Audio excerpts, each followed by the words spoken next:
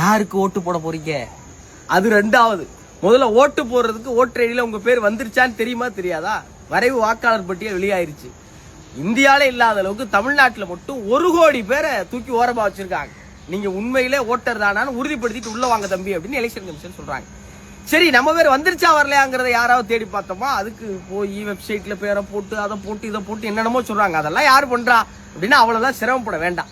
தயவு செஞ்சு எல்லாருக்கும் இதை பகிருங்க.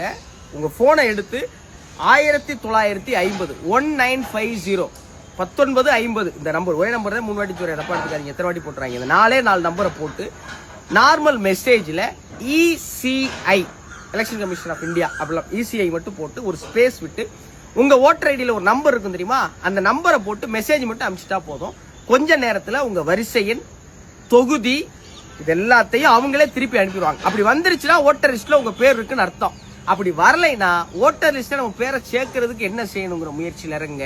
இல்லைன்னா 2026 எலெக்ஷன்ல நீங்க கை கட்டி வேடிக்கை பார்க்குற மாதிரி ஆயிப்பு.